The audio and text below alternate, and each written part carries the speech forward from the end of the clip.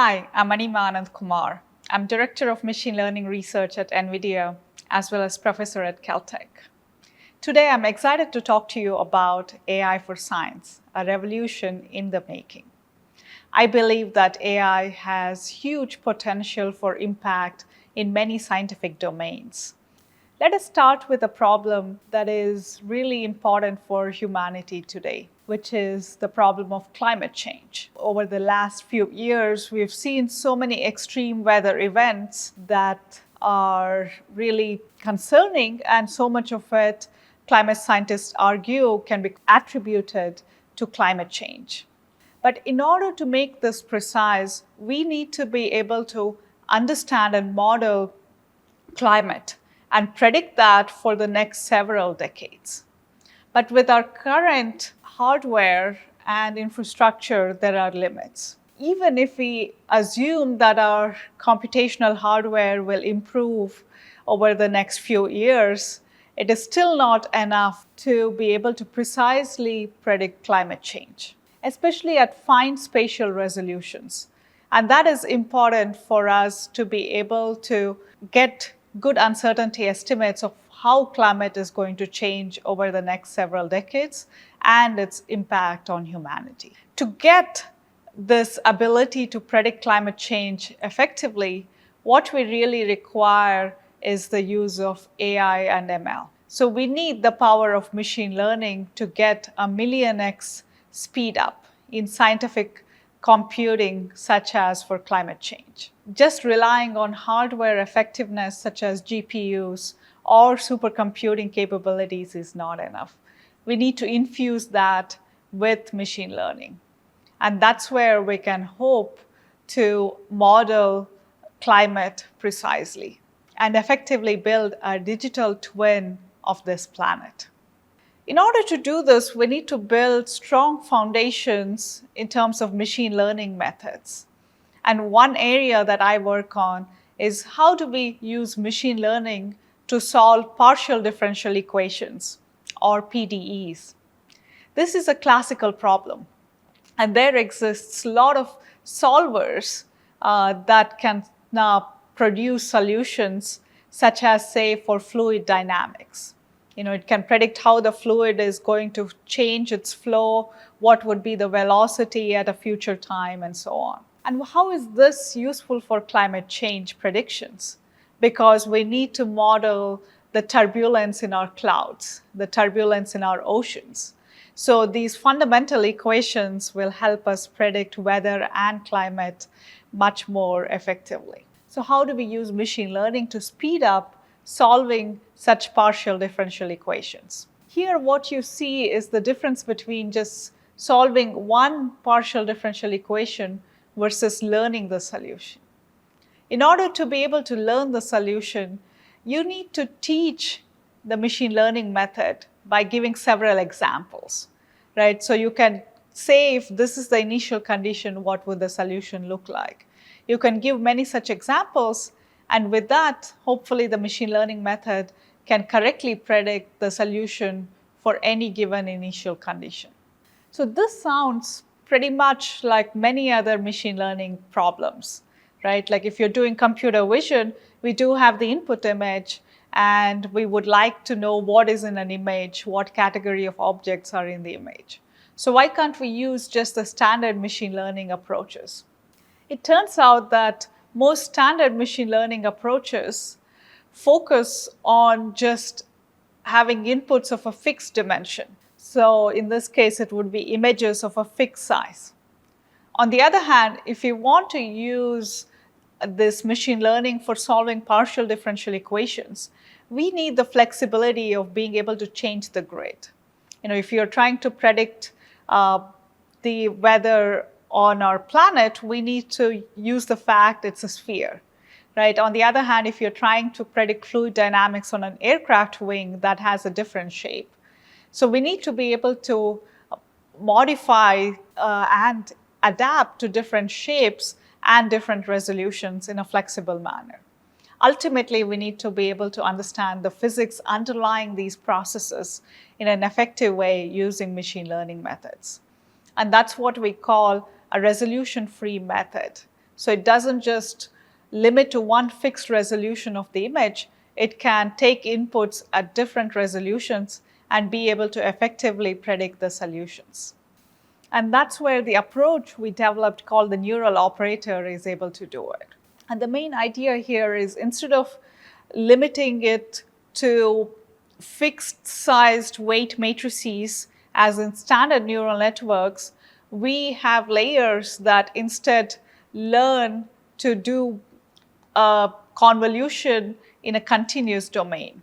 And for instance, this example here is the heat equation. And so how the diffusion occurs in the heat equation can be modeled through this convolution process. And so for us to be able to learn this effectively through a kernel will help us remove the dependence on resolution. And so we've built this method called FOURIER neural operator that solves such a convolution effectively in the frequency domain. So the intuition is, by breaking down the signal in terms of its frequencies, we can learn the weights of which frequencies are more important compared to others. And then we can filter this out and then compose it with nonlinearity over several layers.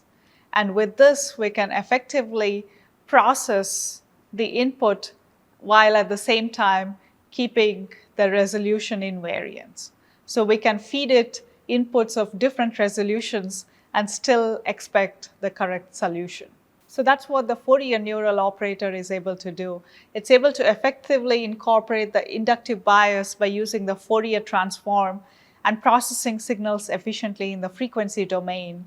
And it also makes our approach resolution invariant.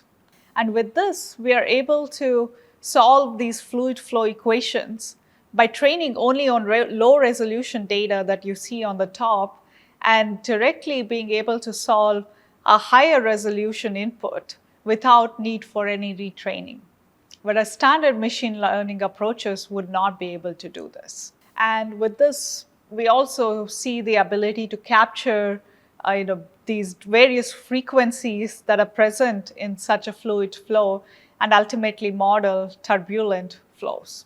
And with this kind of approach, we are now able to predict weather effectively and do that at an unprecedented resolution for machine learning-based models. Whereas earlier machine learning-based models limited to coarse resolution, we can do fine resolution predictions and be able to predict extreme events such as hurricanes effectively and do it much faster than current approaches that are used by weather services. In fact, about 100,000 times faster than current approaches. These approaches have such wide use cases. Another one in the context of climate change is thinking about climate change mitigation strategies. And one of them is carbon dioxide storage. If we can capture carbon dioxide and then sequester it or store it underground, we need to be able to model this pressure buildup and how carbon dioxide would interact with water, which is a multi-phase flow system. And so our method can do this much faster, about 60,000 times faster than current approaches, and also do that accurately. Another area where we apply this in a very different context is for modeling the molecular dynamics, such as when the coronavirus replicates in our body. And this involves unwinding of the RNA and ultimately conformational changes in the proteins that we are able to predict effectively. And so you can see that there is a broad array of use cases where this machine learning approach can be very effective, from beamforming in ultrasound imaging to understanding the stress in materials and understanding the lithography process in semiconductor manufacturing. So all these areas seem really disconnected, but that's the beauty of math. And this kind of multi-scale phenomena can be captured effectively through our Fourier neural operator approach. And so that's the promise of machine learning that we are seeing being realized. So we have also seen other machine learning approaches that can effectively speed up scientific simulations. Another one I want to point out, called ORBNET, can capture the most nuanced properties of molecules by effectively capturing its quantum mechanical calculations. So everything that underlies materials involves this Schrodinger's equation, but it is so expensive to compute using any standard approach. In fact, if you try to do that exactly on a molecule with 100 atoms, that would take more than the age of the universe on our current supercomputers. So what can machine learning do there? So machine learning can approximate energy calculations effectively by incorporating the molecular orbitals, the way each atom depends on other atoms in the molecule. And it can incorporate the symmetries, right? If you rotate the molecule, you also want the equivariance that corresponding properties should be modified based on the rotation. And so these kinds of properties we can incorporate into our neural network architecture. And by doing that, we can have ORBNET be 1,000 times faster compared to the current calculations, but be as accurate. And we were able to use this on thousands of atoms while modeling the coronavirus in a respiratory aerosol. So, when it enters our body and into our lungs, how does the coronavirus interact? We can model this effectively using this ORBNET calculations. And so a brief visual of this modeling that is unprecedented in having billions of atoms. And so that requires modeling at multiple scales. We need to think about the spike protein structures in the coronavirus, and then understand how that interacts in a respiratory aerosol. One of the calcium ions in the lungs are an important interaction for the spiking protein, and that's where we used ORBNET to capture these binding energies effectively. And so you can see that these kind of unprecedented calculations that weren't possible before can be now achieved with the use of machine learning. So far, we've looked at how machine learning can speed up scientific simulations. The other side of the coin is also true. We can use simulations to speed up AI. In fact, in many settings such as robotics, we cannot afford to have a lot of real-world measurements. It's way too expensive. Instead, we can train the robot to do all kinds of tasks in simulation. Of course, we want those simulations to be accurate enough, and we also need to incorporate the domain shift that happens when we move those algorithms from simulation to the real world. And these are aspects we are developing today with NVIDIA's Isaac simulations that can provide precise GPU-accelerated simulations at scale. Another important development in machine learning that is very useful for scientific domains is the aspect of reducing the need for supervision. Standard machine learning methods expect human-labeled data. This is not only very expensive.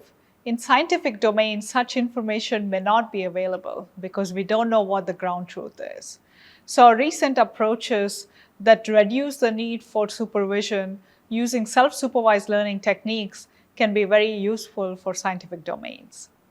Similarly, the design of efficient neural network architectures, such as transformers that have better inherent robustness to unseen corruptions, is also useful in scientific domains because we want robust methods that do not change based on small perturbations, because we need our results to be trustworthy and having good, accurate solutions. So in summary, I strongly believe that AI for science is the future of science. And with it, we can carry out unprecedented new simulations of coronavirus, or have weather predictions and climate modeling at unprecedented scales. And I think in future, we'll see a lot more such exciting developments. Thank you.